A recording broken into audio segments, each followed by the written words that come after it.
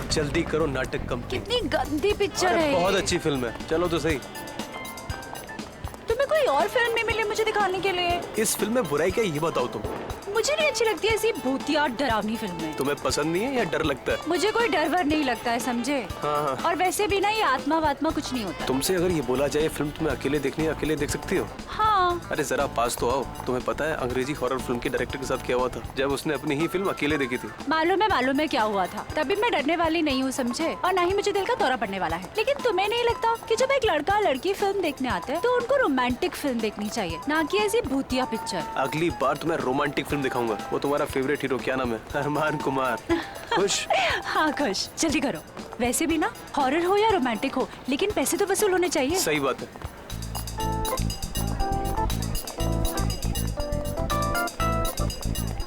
Seat number क्या है? अरे वो बताएगा ना। थोड़ा आगे।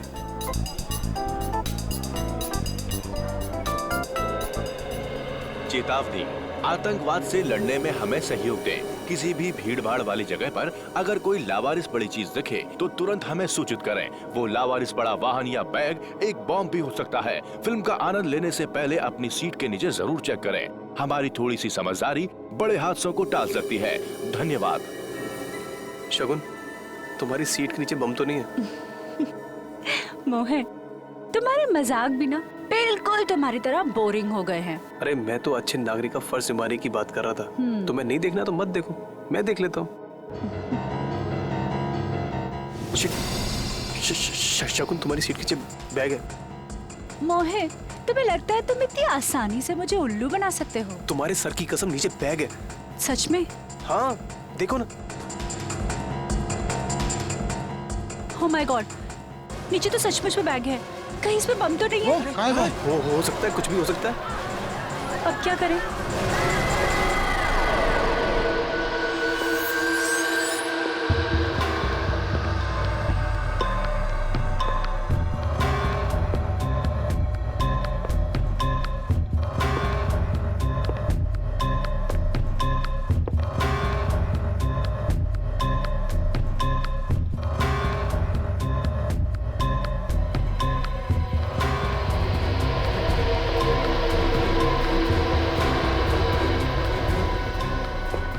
देखते हैं इस बैग में किस तरह का बम है।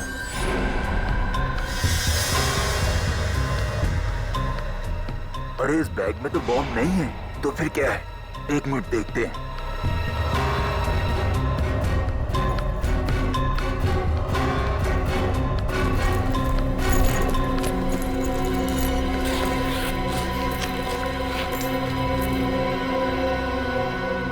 अरे ये क्या?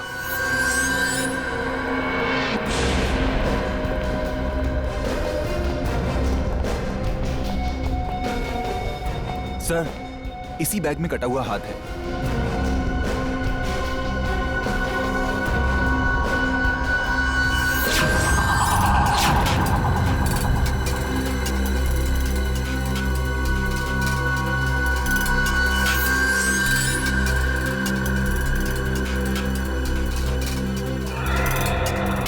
पिछला शो खत्म होने के बाद थिएटर की साफ सफाई नहीं करते हो क्या? करवाया था सर, पर उस वक्त ये बैग यहाँ नहीं था। शायद शो शुरू होने से कुछ ही मिनटों पहले किसी ने रख दिया। किसी ने लाश को पहले काटा है, छोटे छोटे टुकड़े किए हैं और अब वो उन टुकड़ों को ठिकाने लगा रहा है। इस हाथ को यहाँ पे रखा है। शायद शरीर का बाकी हिस्सा भी यहीं कहीं होगा। सर चेक करना।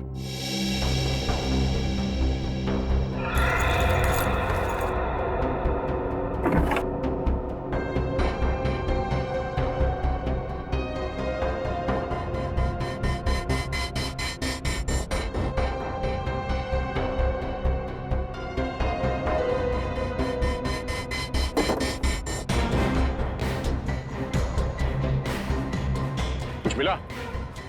नहीं सर।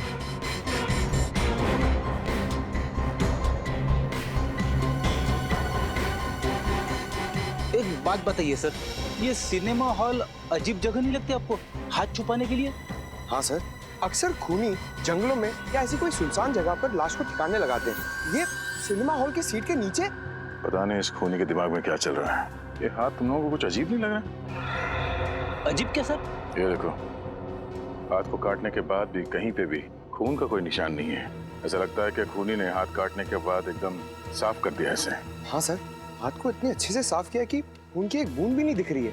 हाँ, ये चक्कर कुछ और ही लगता है। हाथ पे कहीं पे भी कोई सूजन नहीं है, न ही लाल पड़ने का कोई निशान है। मैनेजर साहब, कोई आपके थिएटर में बैग लेके आता है तो उसकी कोई चेकिंग नहीं होती? होती है सर, पर पता नहीं सिक्योरिटी ने इतनी बड़ी गलती कैसे कर दी। गलती?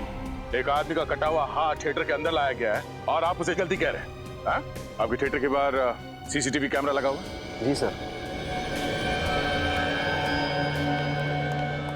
सर ये देखिए, ये शो शुरू होने से पहले थिएटर के बाहर का फुटेज दिखाना था। जी सर, दिखाता हूँ।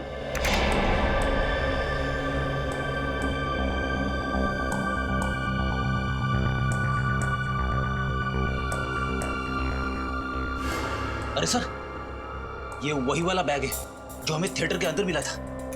ये है वो आदमी जो कटा हुआ हाथ थिएटर के अंदर छोड़ के गया। तो एक काम करना, ये आदमी थिएटर से कितने बजे बाहर निकला वो दिखाओ।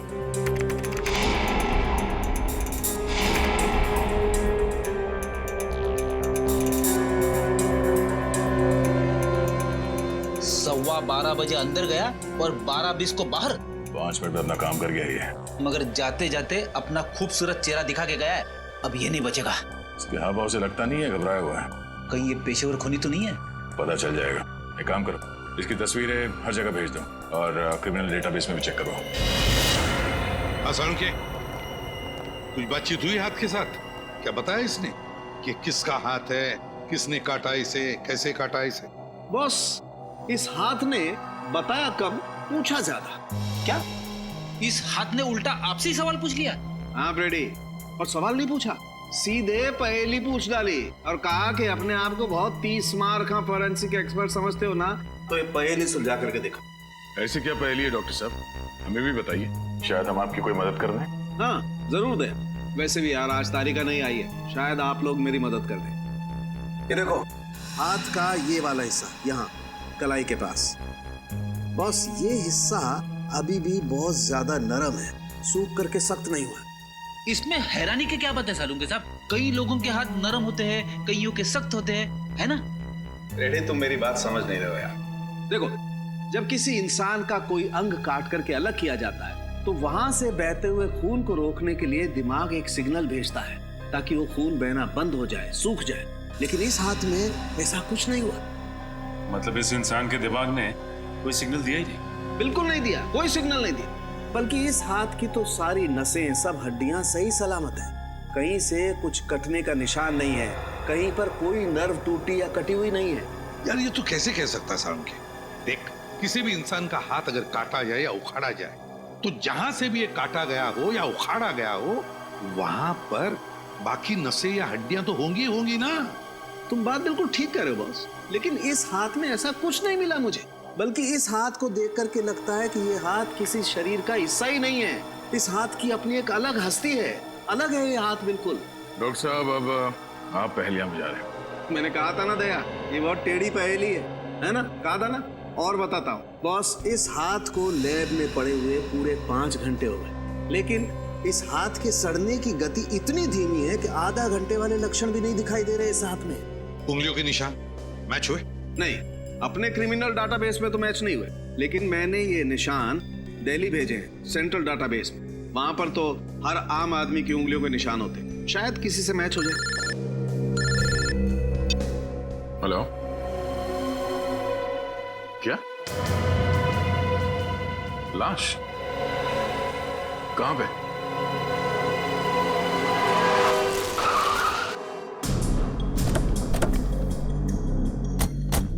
यही जगह बताई थी ना उस आदमी ने? हाँ सर, लेकिन यहाँ आसपास कोई दिखाई नहीं दे रहा है। कमाल है, जिस आदमी ने फोन किया खुद ही गायब है। सर कहीं उसी ने तो फोन नहीं किया? हो तो सकता है।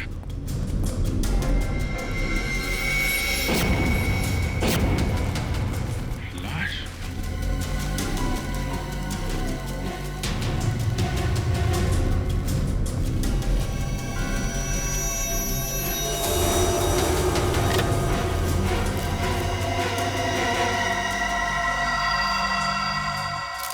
ये तो वही आदमी है जो सिनेमा हॉल में बैग में कटा हुआ हाथ रखने गया था।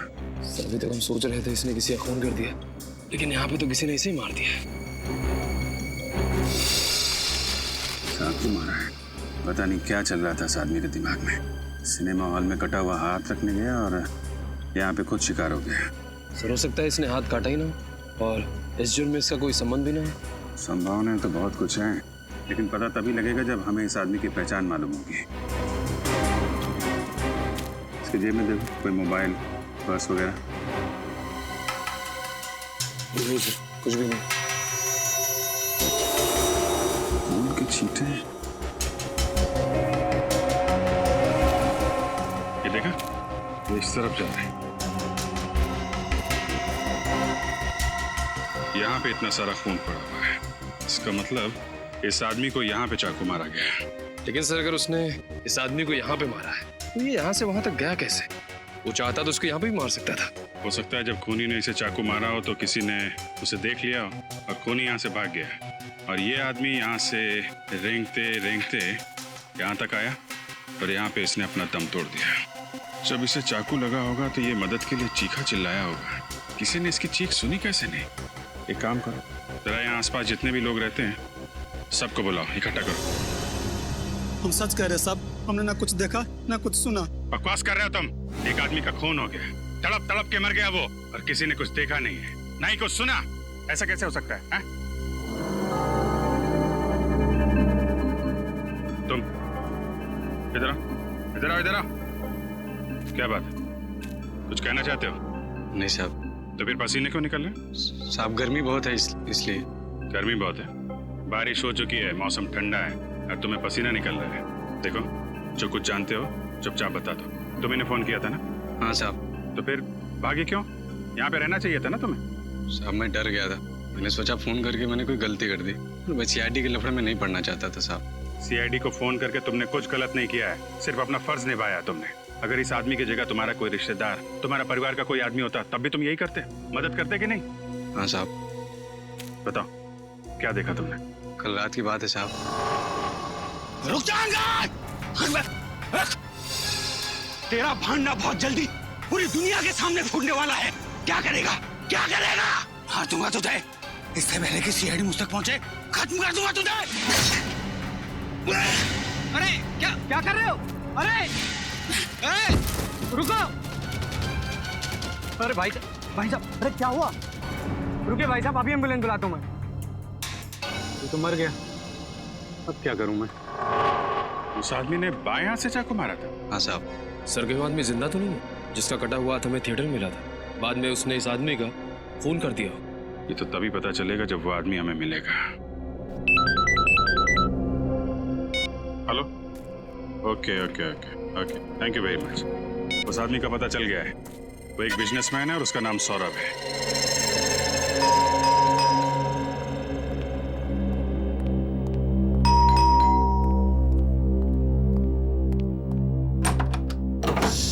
जी कहिए, किससे मिलना है आप लोगों को? सौरभ जी का घर यही है ना? जी हाँ। सुनील कौन है? मैडम ये लोग सीआईडी से। सीआईडी से? जी देखिए, हमें एक आदमी का कटा हुआ हाथ मिला है। क्या?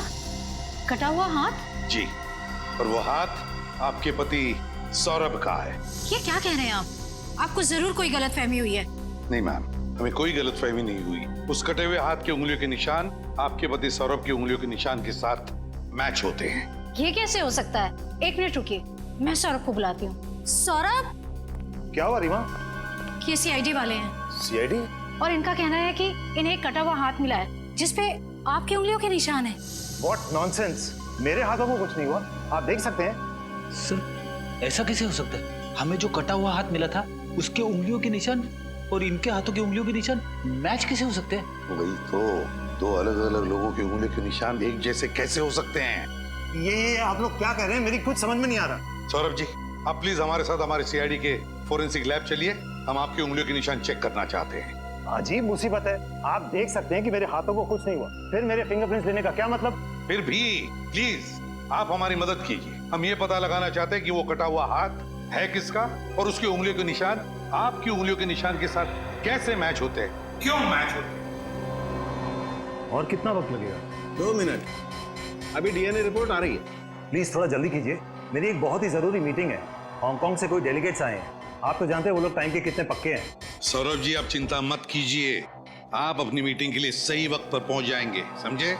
सिर्फ इतना बताइए, क्या आप इस आदमी को जानते हैं? नहीं सर, कौन है ये आदमी?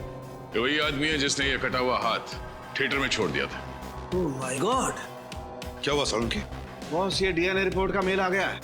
आप इसके लिए चौंके क्योंकि आपको पता चल गया कि ये हाथ मेरा नहीं है, करेक्ट? भाई साहब, मैं इसलिए चौंका कि मुझे पता चल गया कि ये हाथ है तो आप ही का। क्या?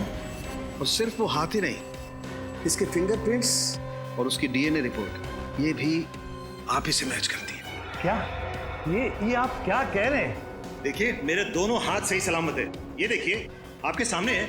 इनमें से कोई भी हाथ आपको नकली लग रहा है? नहीं, मानता हूं, मैं मानता हूं कि ये दोनों हाथ आपके सही सलामत हैं, ये दोनों हाथ नकली नहीं है। लेकिन जैसे ये बात सही है, वैसे ही वो भी बात सही है कि वो जो हाथ है वो भी आप ही का है। इसका मतलब मेरे 3 हाथ हुए। देखिए, मेरे पास आपकी बातों के लिए टाइम नहीं है, प्लीज। मुझे देर हो रही है अपनी मीटिंग के लिए, सो प्लीज एक्सक्यूज मी। क्या मैं जा सकता हूं? आप जा सकते हैं, लेकिन अगर जरूरत पड़े तो हम आपको फिर से बुला लेंगे, ठीक है? ठीक है, जाइए, थैंक यू। डॉक्टर साहब, अब ये क्या चक्कर है? किसी इंसान के 6 उंगलियां होती है, ये तुमने देखा है, तो किसी इंसान के 3 हाथ? हाँ यार दया, बात मेरे भी समझ में नहीं आ रही कि आखिर ये चक्कर क्या है। लेकिन डीएनए की रिपोर्ट तो गलत नहीं हो सकती। बॉस, ये हाथ तो इसी सौरभ का है। अब कैसे है ये नहीं पता चल पाया। दिमाग खराब कर देता है तू सौरभ के यार। तेरे पास इस उम्मीद से आता है कि तू कोई तो सुराग देगा जिसकी वजह से हम केस को आगे ले जा सकते, लेकिन नहीं, दिमाग घुमाने के अलावा और कुछ करता ही नहीं है तू। अरे बाबा, नाराज क्यों होते हो? देता हूँ, सुराग भी देता हूँ, और इस बार ऐसा सुराग दूंगा कि तुम मुझे मोतीचूर के लड्डू खिलाओगे। बोलो, एक मिनट।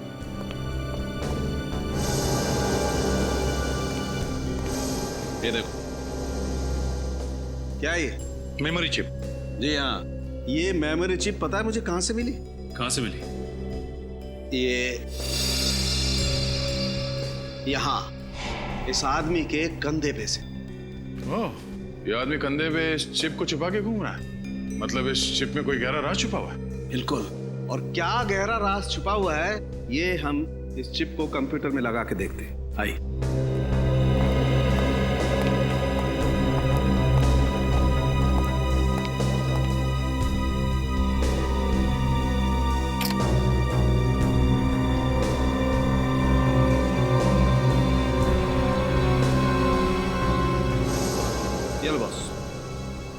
जतिन कुमार, हेमंत, दिव्येंदु, सुशील, चिराग, ये तो शहर के बड़े बिजनेसमैन हैं।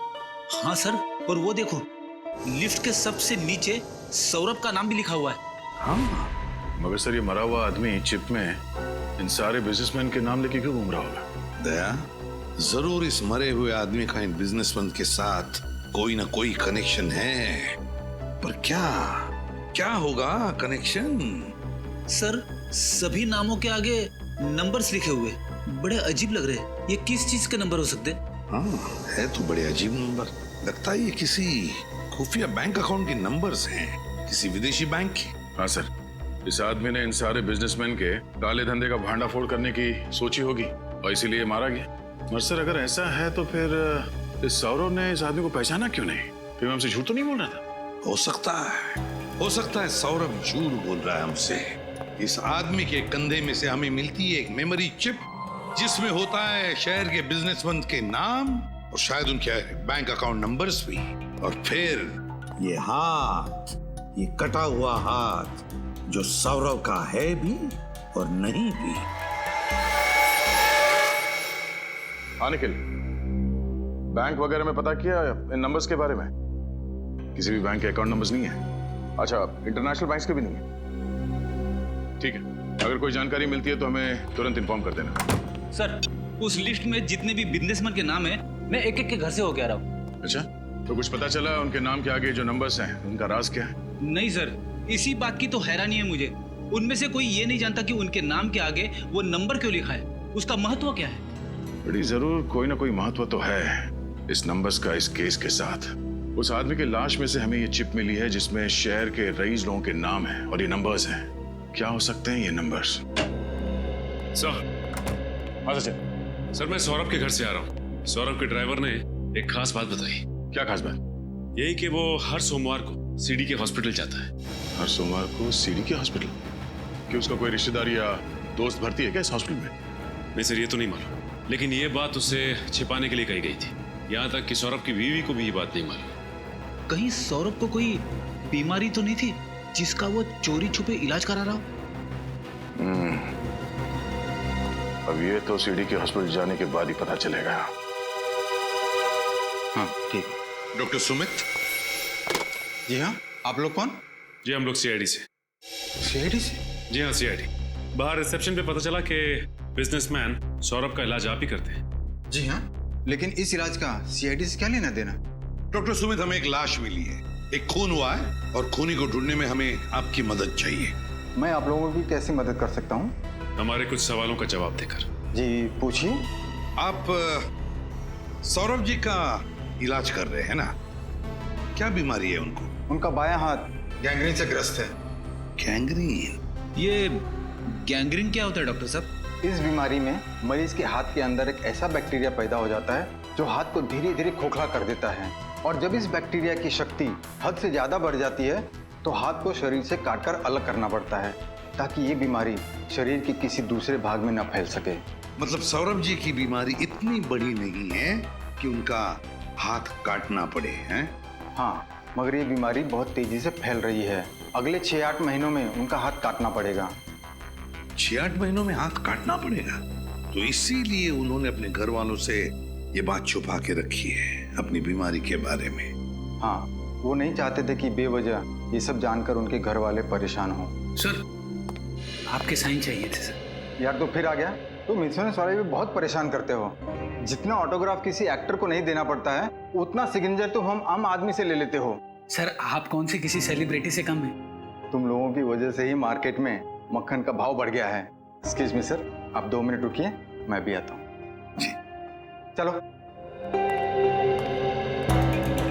सौरभ जी का बायां हाथ कटने वाला है 6-8 महीनों में, और हमें मिला है एक दूसरा बिल्कुल वैसा ही बायां हाथ जिसका डीएनए मैच होता है सौरभ के डीएनए के साथ। मतलब सौरभ जी ने पहले से ही इंतजाम करके रखा है नए हाथ का।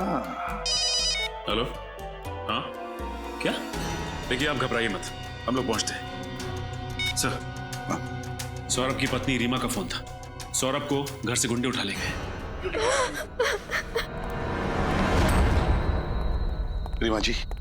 सर आप लोगों ने आने में बहुत देर कर दी। वो गुंडे सौरभ को लेके चले गए। क्या आपने उन्हें देखा? पहचान दिया आप उन्हें? नहीं, सबने मुंह ढके हुए थे अपने। मैं किसी को नहीं देख पाई। मैंने रोकने की बहुत कोशिश की, उन लोगों ने मुझे इधर धक्का दे दिया और मैं गिर गई, और तब तक वो सौरभ को लेके निकल गए। देखिए आप चिंता मत कीजिए, हम सौरभ जी को सही सलामत घर वापस लेकर आएंगे। सर बस अब आपका ही सहारा, बचा लीजिए उन्हें। देखिए उन्हें कुछ हो ना जाए। तुम कहाँ थे जब हमला हुआ? सर मैं उस समय मार्केट गया था। जब वहाँ से आया तो यहाँ पर सब कुछ हो चुका था। रीमा जी आपको किसी पे शक है? कौन कर सकता है ये काम? किसी के साथ उनकी कोई दुश्मनी थी क्या? जी नहीं, उनकी किसी के साथ कोई दुश्मनी नहीं थी। मुझे बहुत डर लग रहा है, उन्हें कुछ हो ना जाए। अब घबराइए मत, हम सौरभ जी को कुछ नहीं होने देंगे। रीमा जी जरा याद करके बताइए, क्या वो किडनैपर्स आपस में कुछ बातें कर रहे थे? और अगर कर रहे थे तो क्या आपने कुछ सुना? शायद कोई बात जिससे हमें मदद हो सके उन तक पहुंचने के लिए। याद करके बताइए। सर वो गुंडे तो कुछ नहीं कह रहे थे, लेकिन मैंने सौरभ के मुंह से सुना था कि वो कह रहे थे उन्हें कोई इलाज नहीं करवाना है, उन्हें छोड़ दो। कोई इलाज नहीं करवाना? हाँ, मुझे यही बात तो समझ में नहीं आ रही है। जब सौरभ को कोई बीमारी ही नहीं थी तो वो किस चीज का इलाज करवाना चाहते? रीमा जी हमें पता है सौरभ किस इलाज के बारे में बात कर रहे थे। क्या मतलब? समझ में नहीं आता आपको बताएं या नहीं। सौरभ जी के बाएं हाथ में गैंग्रीन हुआ है, वो हाथ अब धीरे धीरे सड़ने लगा है। क्या? सर ये केस तो दलदल की तरह धंसता ही चला जा रहा है। जब हम सौरभ के तीसरे हाथ के राज तक पहुंचे तो किसी ने सौरभ को ही अगवा कर लिया। मुझे लगता है सर ये हमें कुछ बता सकता था जिससे खूनी तकलीफ में आ जाता, लो बॉस, पता चल गया बॉस, पता चल गया कि ये हाथ इतना धीरे धीरे क्यों सड़ रहा था। क्यों सड़ रहा था सर? बॉस, इस हाथ को एडेन गुडाल नाम के केमिकल में डुबो करके रखा गया था। एडेन गुडाल है क्या ये? बॉस, ये एक ऐसा केमिकल है जो न सिर्फ इंसान की चमड़ी को बल्कि उसके भीतर के अंगों को, उसकी नसों को भी ठीक वैसे ही संभाल करके रखता है जैसा उसे डुबोने के वक्त था। इसका मतलब है डॉक्टर साहब, ये बताना मुश्किल है कि ये हाथ कितने समय से इस केमिकल में रखा गया था। बिल्कुल दे, 6 दिन, 6 हफ्ते, 6 महीने, 6 साल, कुछ भी नहीं कह सकते। कुछ कह नहीं सकते। फिर दिमाग खराब कर दिया यार सारुण की। अरे यार, तेरे पास कोई तो जवाब होना चाहिए ना। है, जवाब है, लेकिन इस बात का जवाब मैं नहीं दूंगा। इस बात का जवाब हमें तातियाना मछली देगी। तातियाना मछली? अब क्या मछली जवाब देगी सालूंके साहब? अरे यार पेडी, मछली कभी जवाब देती है क्या? अरे तो आप ही ने कहा ना। मेरा कहने का मतलब ये है कि इस बात का जवाब तातियाना मछली में है। तो सर फिर देर किस बात की, बताइए। बॉस, तातियाना मछली एक बहुत खास किस्म की डिश होती है और मुझे इस आदमी के पेट में इस मछली के अंश मिले। तो इसका मतलब है इस आदमी ने मरने से पहले ये तातियाना मछली खाई थी।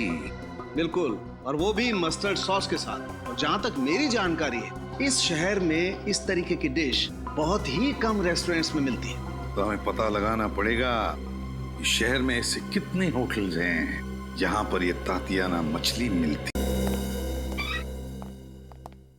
Excuse me. आइए आइए सर, आप अच्छे मौके पे आए हो सर। आज हमारे रेस्टोरेंट के 5 साल पूरे हो गए सर, इसीलिए आज यहाँ पे हर डिश पे 30% डिस्काउंट है सर। अरे वाह, ये तो बड़ी अच्छी बात है। होटल की वर्षगांठ आपको बहुत बहुत मुबारक। शुक्रिया। कहिए सर, क्या खाना पसंद करेंगे आप? जी, हमें टाटियाना मछली खानी है। मिलेगी? मिलती है सर, बल्कि वो हमारे रेस्टोरेंट की खासियत है सर। सर मैं दावे के साथ कहता हूँ कि पूरे शहर में हमसे अच्छा तातियाना मछली कोई नहीं बनाता सर। फिर तो आपने इन भाई साहब को जरूर देखा होगा आपके रेस्टोरेंट में, आपके यहाँ की स्वादिष्ट तातियाना मछली खाते हुए। हाँ मैडम, ये भाई साहब अक्सर हमारे रेस्टोरेंट में आते जाते रहते हैं। अच्छा, आपके दोस्त है क्या? हाँ, ये ऐसे ही समझ लीजिए। पर एक दिक्कत हो गई है। दिक्कत? कैसी दिक्कत सर? एक्चुअली हम लोग दूसरे शहर से आए हैं, तो अपने दोस्त को सरप्राइज देना चाहते थे, पर ये इनका एड्रेस ही खो गया। पता खो गया? हाँ जी, उनके मुंह से आपकी रेस्टोरेंट का नाम कई बार सुना था, तो सोचा तुक्का मार लेते हैं, शायद आपके यहाँ से पता मिल जाए हमें। हाँ जी जी, मिस्टर अंगद हमारे रेस्टोरेंट से अक्सर होम डिलीवरी मंगवाते हैं। अच्छा अच्छा, इनका नाम अंगद है। कुछ कहा आपने? अरे नहीं, ये क्या कहेगा, काफी दिनों से अंगद से मिला नहीं है ना, तो कुछ भी बोलता है। अच्छा अच्छा, रमेश जी सर, अपने कंप्यूटर से मिस्टर अंगद का पता निकाल के देना सर को।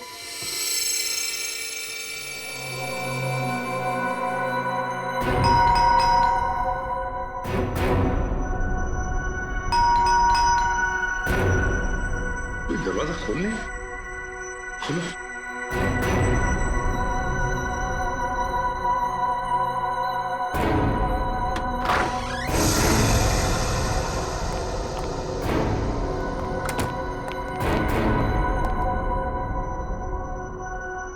घर तो खाली है, कोई भी नहीं है घर में। देखो जरा।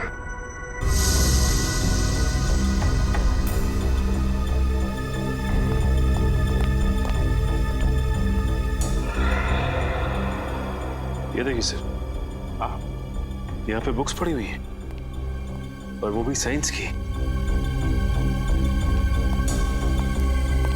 ह्यूमन बॉडी,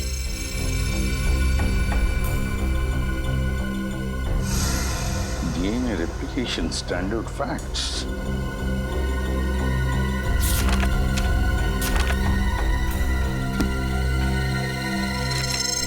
ये अंगद ने वो हाथ ऑडिटोरियम की सीट के नीचे रखा था ना? हाँ सर। उस हाथ का डीएनए सौरभ के डीएनए के साथ मैच भी हुआ था। हाँ। तो कहीं ऐसा तो नहीं कि ये अंगद रिसर्च कर रहा था क्लोनिंग पर, शरीर के अंग बनाने पर? हाँ सर, इन सबको देख के तो ऐसे ही लगता है। सचिन, जरूर इस अंगद के खून का राज इस रिसर्च से संबंधित है। कोई ना कोई कनेक्शन जरूर है अंगद के खून का। घर को अच्छी तरह से छान मारो, ढूंढो, कुछ ना कुछ तो सुराग जरूर मिलेगा।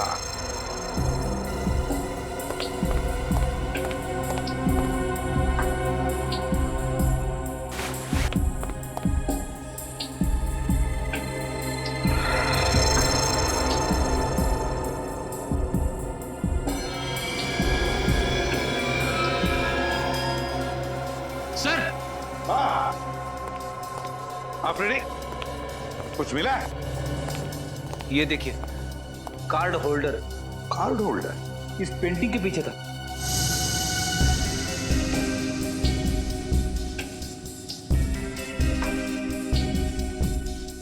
ये मछली का कार्ड है। ये कोई मामूली कार्ड नहीं लगता। मामूली तो नहीं है फ्रेडी, ये कोई खास कार्ड है, किसी खास चीज का कार्ड, और इसीलिए तो इतना छुपा के रखा है इसे इस पेंटिंग के पीछे। तो ये आदमी इस कार्ड का इस्तेमाल किस चीज के लिए करता होगा? कोई तो चीज है इस घर में, शायद कोई अलमारी, कोई दरवाजा, कोई ड्रॉर जो खुलता है इस कार्ड से। ढूंढो घर को अच्छी तरह से, देखो है कोई ऐसी जगह जहां पे एक कार्ड लग सकता है।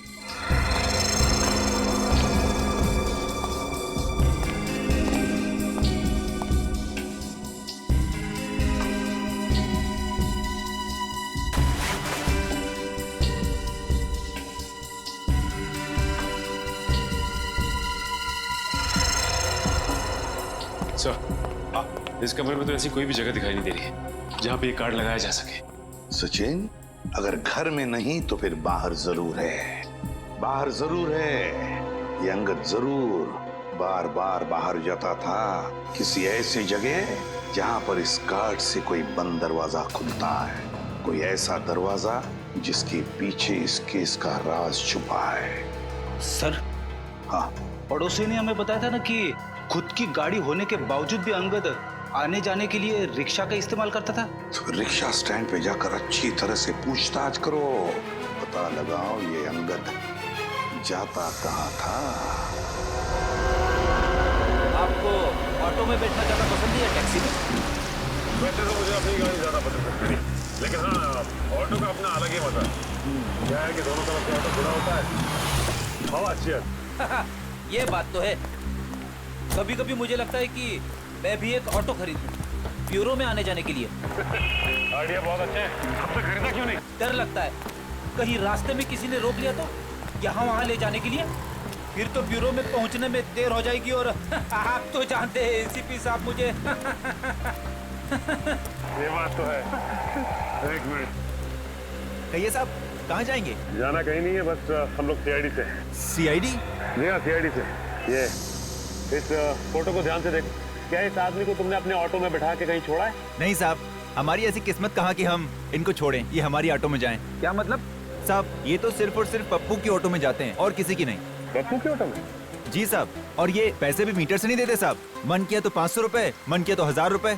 ये पप्पू के लिए लॉटरी की टिकट के जैसे हैं साहब। जिस दिन ये पप्पू की ऑटो में बैठते हैं, पप्पू किसी को नहीं बिठाता।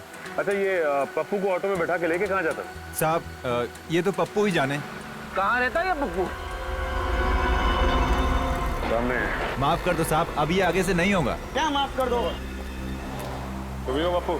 हाँ साहब, अपन ही पप्पू है, और आगे भी अपन का नाम बदलने का कोई इरादा नहीं है। अगला मजाक सोच समझ के करना, हंसना भूल जाएगा तू। हम लोग सीआईडी से, समझे? सीआईडी? जी हाँ, ये आदमी हमेशा तुम्हारी रिक्शा में जाता था ना? जी हाँ, ये तो अंगद साहब की फोटो है। अब ये बताओ कि ये आदमी तुम्हारी रिक्शा में बैठ के कहाँ जाता था? अब क्या बताओ साहब, जहाँ मूड होता था वहाँ चले जाते थे, कहीं फिल्म देखने तो कहीं किसी और जगह। अरे लेकिन कोई तो ऐसी खास जगह होगी जहाँ ये जाता था अक्सर। हाँ साहब, एक जगह तो है। कौन सी जगह? महिमा क्लिनिक। महिमा क्लिनिक? जी हाँ साहब। कहाँ पे है महिमा क्लिनिक?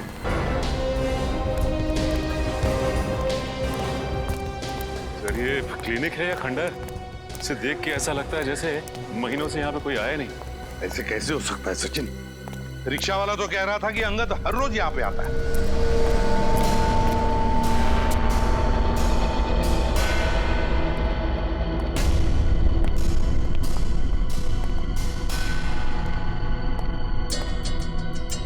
सर, अगर वो यहाँ पे रोज आता है तब तो उसे यहाँ पे साफ सफाई करवानी चाहिए। इतनी गंदगी में वो काम कैसे कर सकता है? वही तो बड़ी अजीब बात है। नहीं सर, इतनी अजीब बात भी नहीं है। क्या मतलब है? तो शायद ये उजड़ा हुआ क्लिनिक दुनिया को दिखाने के लिए है।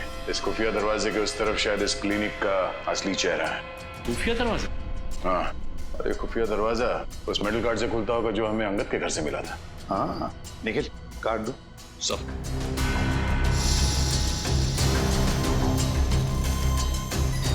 देखो जरा दया, कहीं तो इसका स्लॉट होना चाहिए फिर तो।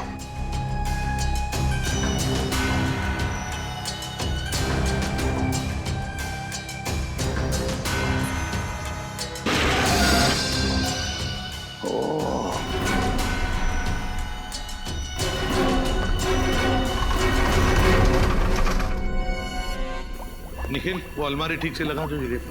सब क्या है? सर बिल्कुल अलग दिखने वाली इस जगह में इस तरह का लैब बनाया हुआ है। वो कहावत बिल्कुल सही है सर, नेवर जज a book by its cover. हाँ, और किसी इंसान को उसके कपड़ों से मत परखो। ओह नो सर, ये देखिए।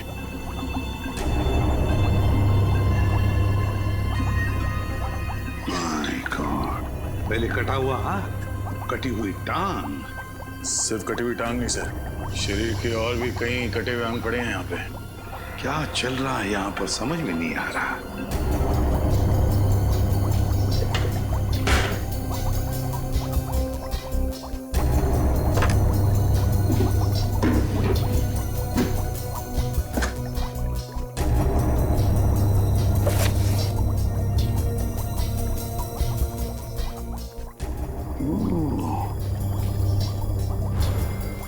ये है सारा चक्कर।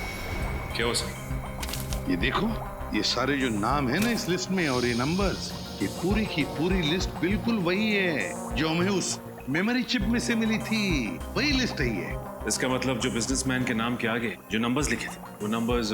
हाँ सचिन, वो नंबर्स कोई खुफिया अकाउंट नहीं बैंक के, बल्कि सारे अलग अलग शरीर के अंगों के नंबर्स हैं। ये देखो, हर एक कंटेनर पर वो नंबर लिखा हुआ है, बिल्कुल वही नंबर, वही नंबर। सर जिस तरह से सौरव को नए हाथ की जरूरत थी, उसी तरह इस लिस्ट में जितने भी बिजनेसमैन हैं उन सबको किसी न किसी बीमारी की वजह से नए शरीर के अंग की जरूरत होगी। हाँ, लगता है सर यहाँ पर गैर कानूनी व्यापार चल रहा था उसका। हाँ दया, और इस सौरव का हाथ यहीं से बाहर ले जाया गया होगा। अगर यहीं से हाथ ले जाया गया है तो फिर उसका खाली कंटेनर भी यहीं पर होना चाहिए। निखिल देखो जरा।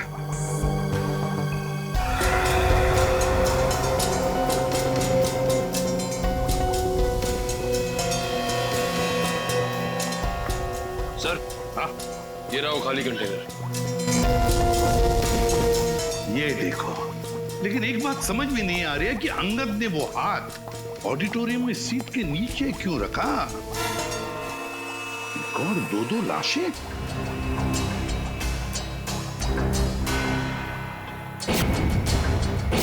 दो लाशें, पलटाओ जरा।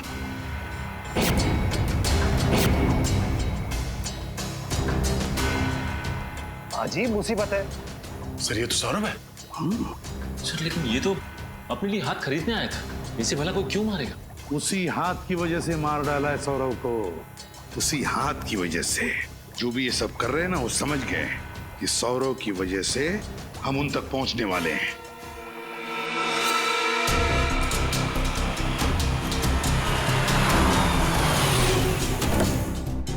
सीआईडी वाले सौरभ को ढूंढते ढूंढते यहाँ कभी भी पहुंच सकते हैं, इसलिए हमें इसी वक्त अपना सारा सामान बांध के निकलना होगा। अगर बॉस सीआईडी वाले यहाँ आ गए तो मार डालो एक एक को, कोई भी यहाँ से बच के निकलना नहीं चाहिए।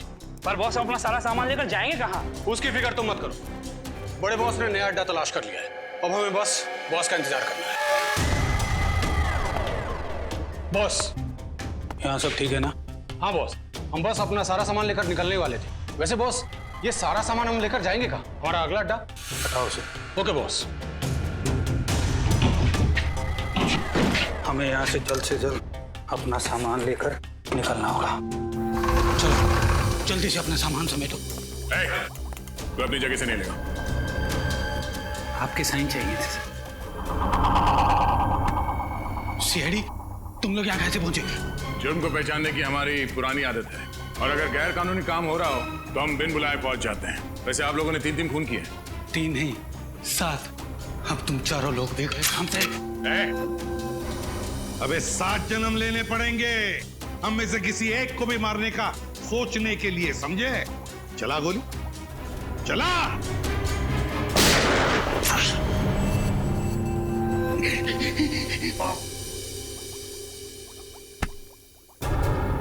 अपने पापों का पूरा हिसाब नहीं देगा हमें?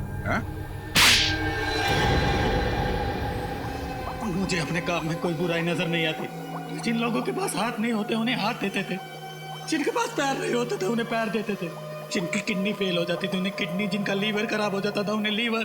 आप भी बताइए कि अपंग लोगों की जिंदगी को बेहतर बनाना कोई जुर्म है क्या? तुम अपंग लोगों के शरीर को नए अंग देने के लिए दूसरे लोगों के हाथ पैर काट लेते हो। ये कहाँ का इंसाफ है? हम किसी के हाथ पैर नहीं काटते थे, बल्कि वैज्ञानिक तरीके से हम हाथ पैर उगाते थे, उनका क्लोन बनाते थे। इसीलिए तो सौरभ के नए हाथ का डीएनए उसके साथ मैच करता था। मगर गैर कानूनी है ये इलाज, समझे? गैर कानूनी, ना सिर्फ हमारे देश में बल्कि पूरी दुनिया में। इसीलिए तो ये काम मैं चोरी चुपके किया करता था।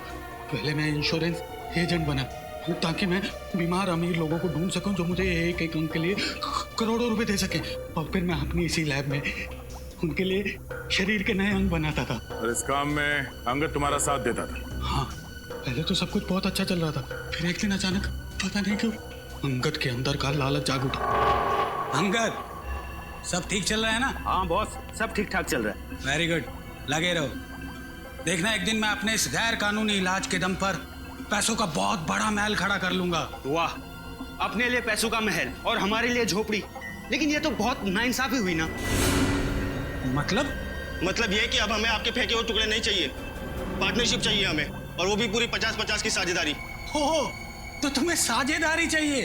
अरे ऐसा बोलना था ना यार, शर्मा क्यों रहा था?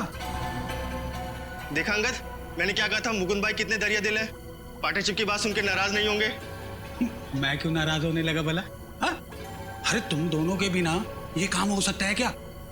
आजा मेरे पार्टनर, मेरे गले लग जा। चलो पार्टनर। बोल अंगद, तुझे भी पार्टनरशिप चाहिए या जितना मिल रहा है उसमें खुश है तू? अरे ये क्या किया तुमने? रवि का खून कर दिया तुमने। मैं तुम्हें छोड़ूंगा नहीं, पूरी दुनिया के सामने तुम्हारा भांडा फोड़ दूंगा मैं। हे अंगद, रुक जा दो। और इसीलिए अंगद ने वो हाथ उस ऑडिटोरियम की सीट के नीचे छुपा दिया ताकि तुम्हारी ये पाप की लंका भस्मसात हो जाए। हैं? जब सौरभ को ये पता चला कि उसका नया हाथ आप लोगों के हाथ में लग चुका है तो वो मुझे धमकाने लगा, तो इसीलिए मुझे उसे भी अपने रास्ते से हटाना पड़ा। एक तरफ अपंग लोगों के लिए नए अंग बनाने की बात करते हो और दूसरे तरफ 3-3 लोगों की जान लेते हो। तुम्हें तो फांसी ही होगी, फांसी।